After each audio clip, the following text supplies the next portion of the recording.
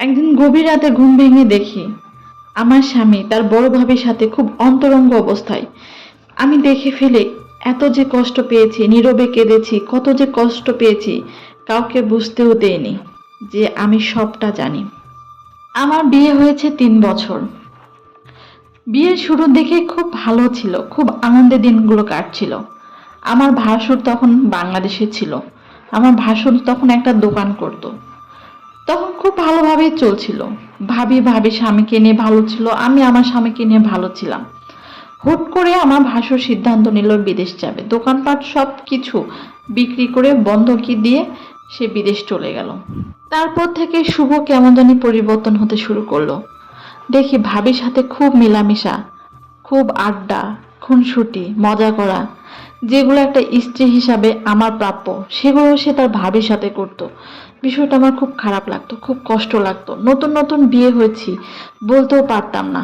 আর শুভ ইদানিং খুব খারাপ ব্যবহার করে আমার সাথে, আমার সামনে ভাবিকে নোংরা নোংরা ইঙ্গিত করতো। এভাবে চললো কিছুদিন। তারপরে হুট করে আমি জানতে পারি আমি মা হতে চলেছি। আনন্দের কোনো সীমা ছিল না। আমি শুভকে জানালাম। শুভ অনেক খুশি। শুভ তখন আর তার ভাবির সাথে সময় দিত না, আমার সাথে সময় দিত, আমার সাথে থাকতো, আমার খেয়াল রাখতো। আর ভাবির কাছে যেত না, ভাবির সাথে গল্পও করতো না। আমার যে কি ভালো লাগতো।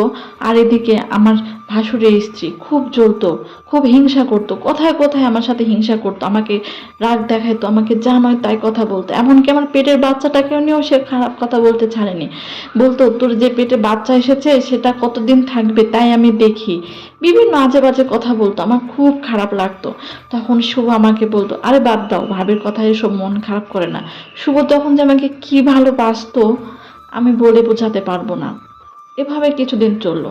তারপরে ভাবি আমাকে একদিন পায়েস এনে দিল। বললো, এটা খা, তোর পেটে বাবু এসেছে না, তো এটা খা, ভালো লাগবে। তারপরে পায়েসটা খাওয়ার পর থেকে কেমন জানি পেটে ব্যথা, পেটে ব্যথা শুরু হতো। আর সন্ধ্যার দিকে প্রচণ্ড পেটের ব্যথা, সাথে রক্ত ভাঙতে শুরু করলো। এক পর্যায়ে আমার বাচ্চাটা নষ্ট হয়ে গেল।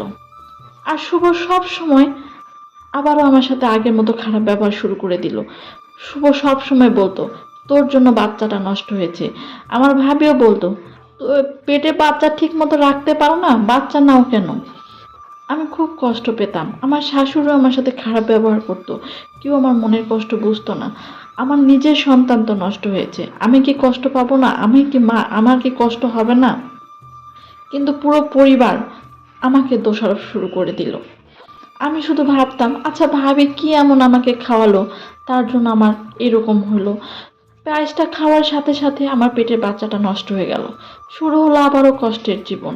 কাউকে কিছু বলতাম না, দাঁতের উপর দাঁত চেপে নিয়ে সব কিছু সহ্য করে থাকতাম। একদিন দেখছি ভাবি গোসল করছে, আর শুভ দাঁড়িয়ে থেকে দাঁত কালিয়ে কালিয়ে হাসছে। আমি একটু লক্ষ্য করে দেখলাম ভাবির শরীরে একটা ওড়না পর্যন্ত নাই। আমি ভাবিকে বললাম, আচ্ছা ভাবি, আপনি কেমন মানুষ বলুন তো, আপনার দেবরের সামনে এভাবে আপনি দাঁড়িয়ে আছেন। তখন ভাবি মুখ বেঁকিয়ে বলল, মনের পর্দায় বড় পর্দা, ওসব দেখানো পর্দা আমার ভালো লাগে না। আর শুভ তো আমার ভাই, ভাইয়ের সাথে কিসের পর্দা? বিষয়টা আমার খুব খারাপ লাগলো। আমি তখন বললাম, কিরকম আপনাদের পারিবারিক শিক্ষা, দেবরের সামনে এভাবে দাঁড়িয়ে আছেন। তখন শুভ আমার সাথে খুব খারাপ ব্যবহার শুরু করলো। ইদানিং তো দেখি শুভ আমার রুমে থাকি না, আমাদের সাথে আমার রুমে আর থাকে না, সে আলাদা রুমে থাকে। একরকম সেপারেট করে দিয়েছে আমাকে। এর মধ্যে ভাবি খুব অসুস্থ হয়ে গেল, সে বাপের বাড়িতে চলে গেল। তারপর দেখি শুভ আবার আমার কাছে আসা শুরু করে দিয়েছে, আমার সাথে থাকতো। আবার সে আগের মতো হয়ে গেছে, আমাকে ভালোবাসতো, আমাকে যত্ন করতো, আমার সব কিছু খেয়াল রাখতো। এভাবে অনেক দিন চললো। ভাবি যতদিন বাপের বাড়িতে ছিল ততদিন মনে হলো যে আমি ব্যস্তখানার মধ্যে রয়েছি। ভাবি এভাবে প্রায় 2 মাস পর আবার ফিরে আসলো। ভাবি ফিরে আসার পর শুভ আমাকে এত ভালোবাসে, এত যত্ন করে, ভাবি সেটা সহ্য হচ্ছিল না। তখন ইচ্ছাকৃত করে শুধু ঝগড়া করতো, ইচ্ছা করে পায়ের সাথে পা লাগিয়ে ঝগড়া করতো। বলতো, ও খুব তো বইয়ের প্রতি তোর দরদ, আমাকে তো ভুলে গেছিস, আমার তো তার ভালো লাগে না, আমাকে তো আর লাগবে না, হ্যান ত্যান। আমি এসব কথা বুঝতাম না, কোনো আগা মাথা বুঝতাম না। শুভ বলতো, আরে না ভাবি, তোমাকে কি ভুলতে পারি? আমি মনে করতাম মজা। তাদের কথার আগামাথা কিছু বুঝতাম না। আবারও দেখি শুভ আগের মতো হয়ে গেছে, আবার খারাপ ব্যবহার করছে, আবার দুধছাই করছে, আবারও আমার কষ্টের জীবন শুরু হয়ে গেল। আমি ভাবতাম, আচ্ছা ভাবি এমন কি এমন একটা মানুষ, এই মানুষটা যখন চলে যায় তখন আমার জীবনে শান্তি আসে, আর এই মানুষটা যখন ফিরে আসে তখন বারবার কেন আমি এত কষ্টের মধ্যে এত যন্ত্রণার মধ্যে থাকি। এভাবে করতে করতে আমার ভাসুর দেশে ফিরে আসলো। ভাবি তো তখন এত বিরক্ত, সব সময় আমার ভাসুরকে বলতো, কবে তুমি বিদেশে যাবে বলো তো, আমাদের তো ভবিষ্যৎ আছে, হ্যান আছে ত্যান আছে। একরকম জোর করে, যেখানে আমার ভাসুর 3 মাসের ছুটি নিয়ে এসেছে সেখানে যা আমার ভাবি 1 মাস শুধু থাকার পরে বিরক্ত হয়ে গেছে। আমার ভাসুর তখন 1 মাসের মাথায় আবারও বিদেশ যেতে বাধ্য হয়েছে। ভাসুর বিদেশ যাওয়ার পর থেকে আবারও তাদের মেলামেশা আগের মতো শুরু হয়ে গেছে। শুভ আবারও আমার সাথে থাকতো না।